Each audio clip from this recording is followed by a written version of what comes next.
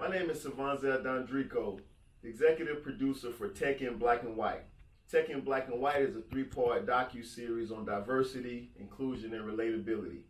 I'm in my hometown, Jacksonville, Florida, at the Women's Center of Jacksonville, here with Dr. Tammy Hodo. Tammy Hodo is the president of All Things Diverse. She specializes in the social impact of race. In this time that we're living in today, I wanted to sit down with Dr. Tammy to talk about the race relationships that we have right now in the world, some of the solutions that we can create around diversity and inclusion. How you doing, sister? I'm doing pretty good.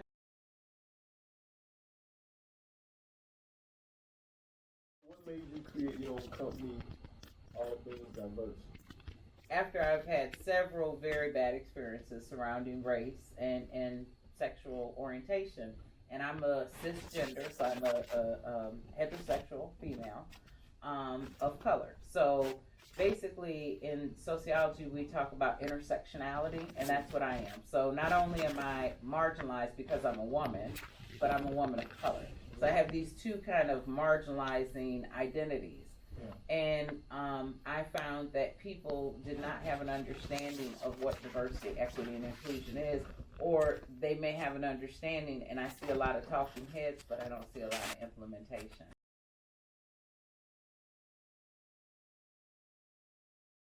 I focus on diversity and inclusion. What's the impact of race on diversity and inclusion?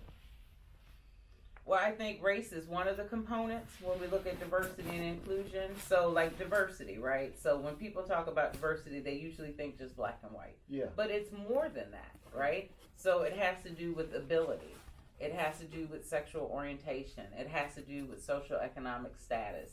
It has to do with gender identity, and things of that nature. But when you talk about diversity, people just think black and white, and so I've seen companies, and I've worked at universities where they'll say, well, we have a diverse cadre of employees. But when I look, the people who look like me, particularly at universities, are the groundskeepers, the executive assistants, the food service workers, and the janitorial staff. Okay. And that's a problem. Okay. And when I think of inclusivity, the reality is that, okay, great, you have all this diversity at this university or this corporation, but they're not in management or in the C-suite. Okay. And if they are they actually being included in the decision-making process? Yes. Are their voices being heard? Yes. And oftentimes that's not the case. You have that one, and I'm used to being that one, and sometimes people only want to talk with you when it has something to do with race or diversity, or they need that brown face for appearance purposes. Other than that, they may not be having just general conversations with me, and that's a problem.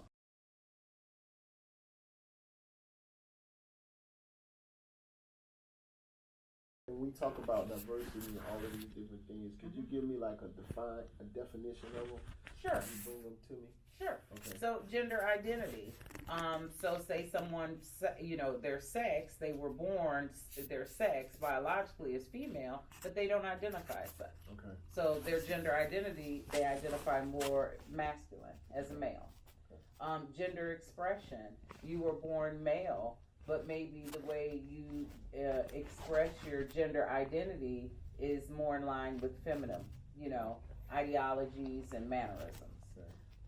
When you think about ability, that's really about disability. So like I'm a service-connected disabled veteran, and that's part of diversity, is having the diverse workforce of those who are disabled. Yeah. And realizing that every disability is not visible. No. So when I tell people I'm a disabled veteran, they're like, really? And I'm like, yeah.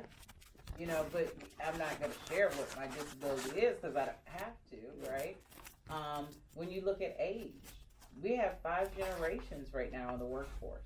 That's diversity, right? So you have all these different generations kind of learning how to maneuver and work with one another.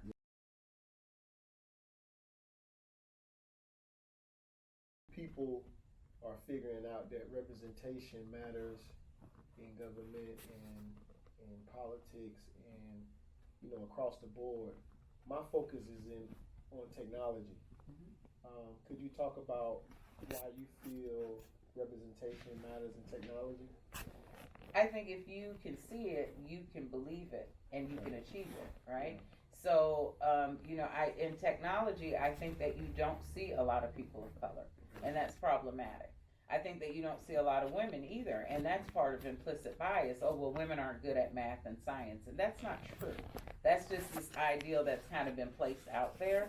But I think that representation is important, because if I see someone who looks like me in a position that I strive to obtain in technology, then I know it's real, that I can actually do it.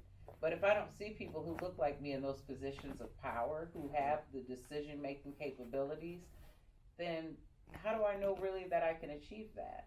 I mean, as an academic person, every university I've ever taught at, I'll get a minority student, several of them, that will come up to me after I start and say, oh my God, I've never had a professor of color. I've never had anyone who looks like me. And I said, well, I'm here, and just so you know, you too can do the exact same thing. So I think it's very important for them to see people who look like them in those positions.